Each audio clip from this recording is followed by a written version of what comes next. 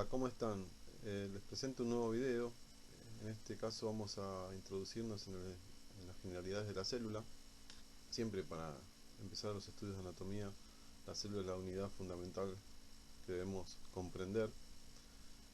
Aquí en este esquema vemos las tres capas principales de la célula. La más externa es la membrana celular. Obviamente esta es una célula animal, porque la célula vegetal por fuera de la membrana celular tiene una pared celular. En la célula animal tenemos la membrana celular, también la van a encontrar como membrana plasmática, que es la que está por el exterior de la célula. Luego una capa de media que es el citoplasma, en él se encuentran las organelas u orgánulos. Estos son distintos tipos de organelas, por ejemplo el complejo de Golgi, algunas lisosomas, mitocondrias, retículo endoplasmático. Vamos a ver que hay dos variedades, el liso y el rugoso. Y luego el núcleo, que está separado del citoplasma, como vemos en este esquema, por una membrana que es la membrana nuclear. En el núcleo Aquí se lo que encuentran podemos los comparar antes de caracteres seguir con nuestro estudio hereditarios. Es la diferencia entre una célula eucariota y una célula procariota. La célula eucariota tiene el núcleo separado del citoplasma por una membrana, que es la membrana nuclear. Y las organelas también están rodeadas por sus propias membranas. Fíjense en este caso como las mitocondrias, el aparato de Golgi, nuevamente ¿no? Los lisosomas. Podemos identificarlos porque están rodeados por una membrana. Es decir que en la célula eucariota tenemos un núcleo verdadero, donde el material genético está rodeado por una membrana nuclear, que es la que estoy señalando, y organelas rodeadas por estructuras de membrana. En la célula procariota también tenemos el material genético en una región de la célula, pero no la podemos definir claramente porque no está rodeado por una membrana, como esta membrana. No está rodeado, entonces hablamos de nucleoide. Y además no hay organelas, como las que vemos aquí, rodeadas por membrana. Entonces, en la célula procariota no hay un núcleo verdadero, un núcleo rodeado por una membrana nuclear, ni tampoco hay estructuras de membrana que rodeen a otras organelas. Este es el ejemplo de las bacterias y algunas algas verde azules, y en este ejemplo está todos los animales, vegetales, o donde estaríamos hablando de eucariotas. Aquí vemos la célula en volumen, ¿no? En 3D. ¿Por qué? Porque la célula generalmente cuando uno la ve en un esquema, en un libro, parece que fuera plana, pero tiene su forma, tiene distintas formas, es variada. En este caso es una forma esférica, ¿sí? Por fuera está la membrana nuclear, rodeando toda la célula, y aquí podemos identificar al núcleo. Y esta capa media es el citoplasma. Si vamos del interior al exterior, tenemos el núcleo. En el interior del núcleo se encuentra el material genético. Si está en una fase de reposo esta célula, ese material genético lo voy a ver como un puntillado a la tinción, ¿no? Que para observar las células siempre hay que teñirlas. Y aquí observamos lo que se llama cromatina. Si las células entran en división, esta cromatina se condensa y vamos a observar acá los cromosomas. Otra estructura que tiene el núcleo es el nucleolo. Es una estructura que produce los ribosomas. Y luego observamos la membrana nuclear que presenta poros. Esos poros le permiten la comunicación al núcleo con el citoplasma. El citoplasma, como acabo de mencionar, está formado por distintos tipos de organelas y todo el líquido que contiene a todas estas organelas, y un esqueleto. Este esqueleto, llamado citoesqueleto, es el que le da la forma, el sostén a esta célula. Recuerden que esta célula no tiene pared celular como las vegetales, entonces alguien le tiene que dar el sostén. En este caso es el citoesqueleto.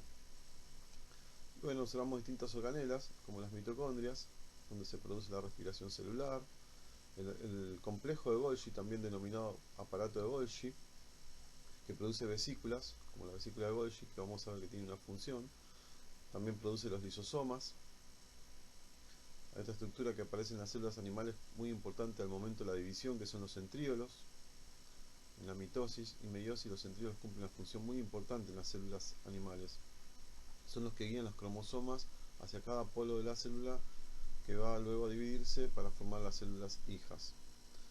El retículo endoplasmático liso, que produce lípidos, También la palabra producir en biología se usa poco porque en general también es reemplazada por síntesis, ¿no? Cuando dice síntesis de lípidos me están hablando de producción de lípidos.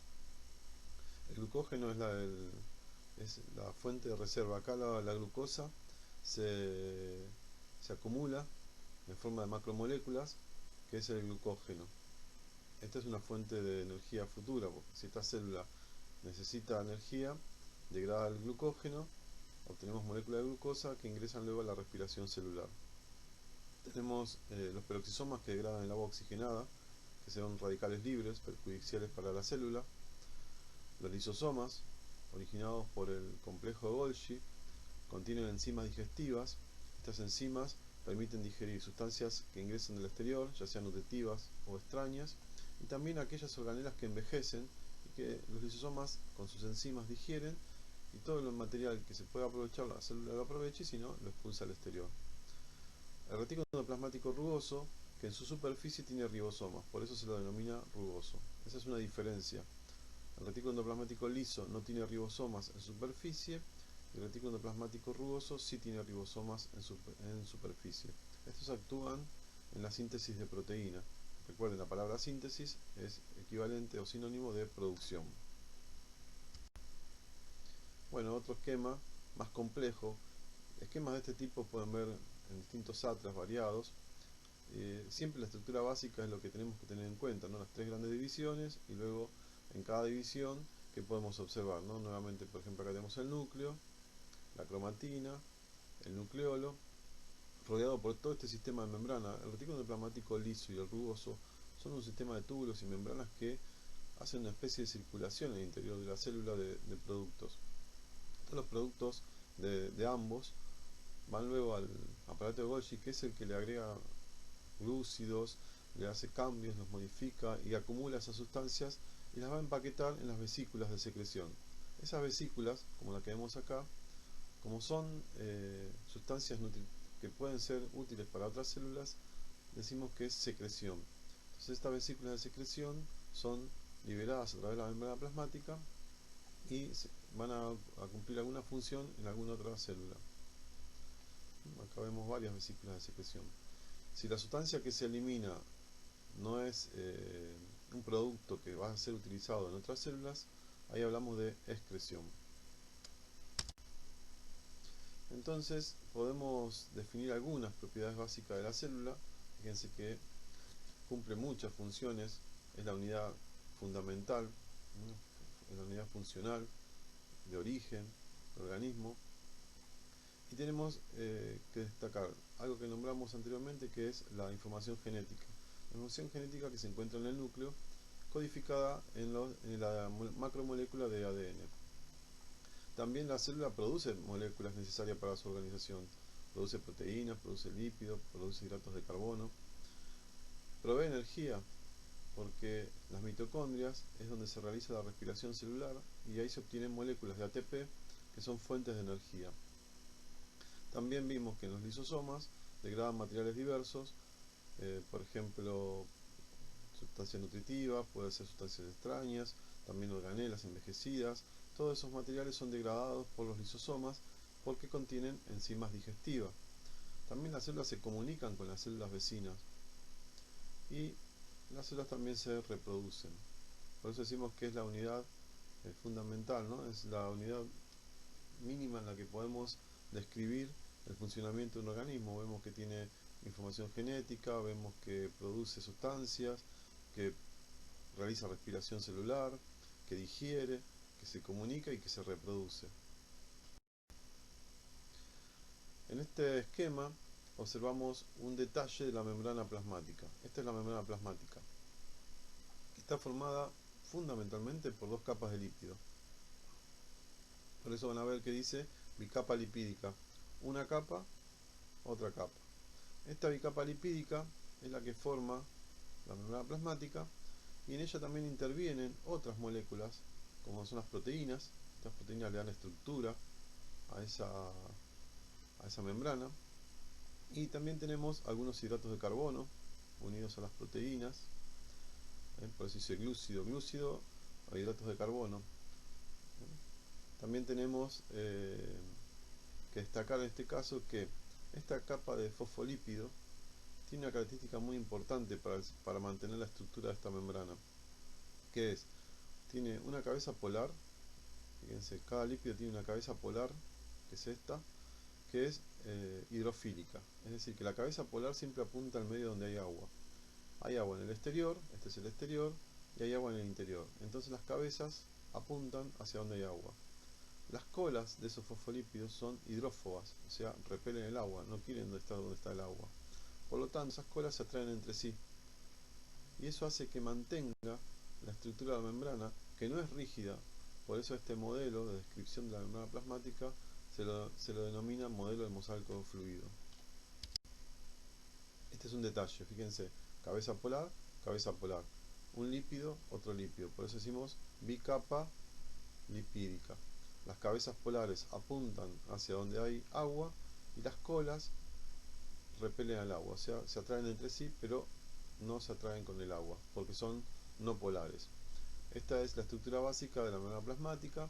También interviene en su formación el colesterol, que es un lípido, además de las proteínas e hidratos de carbono que mencioné anteriormente. Ven, este es un detalle de la membrana plasmática. Acá podemos agregar que las proteínas pueden formar poros o canales por donde pasan iones, ¿no? Como ion sodio, potasio, cloro, calcio. Estos distintos iones tienen funciones, por ejemplo, vamos a ver un pasaje de iones muy importante en la transmisión de las neuronas, ¿no? En la transmisión de los estímulos de las neuronas, en la entrada de calcio en el músculo, ¿no? Para la contracción muscular. Bueno, vemos la bicapa lipídica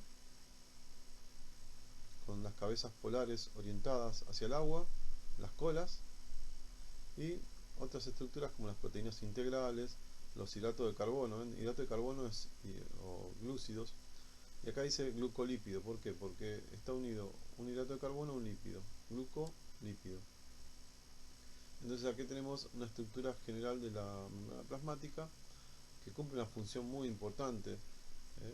Rodea la célula, pero también participa activamente en el intercambio entre la célula y el medio, entre el interior y el exterior, y entre el exterior y el interior. O sea que es un lugar de paso muy importante donde distintas moléculas pueden entrar, ya sea por mecanismos pasivos, o sea, sin gasto de energía, o pueden entrar por mecanismos activos.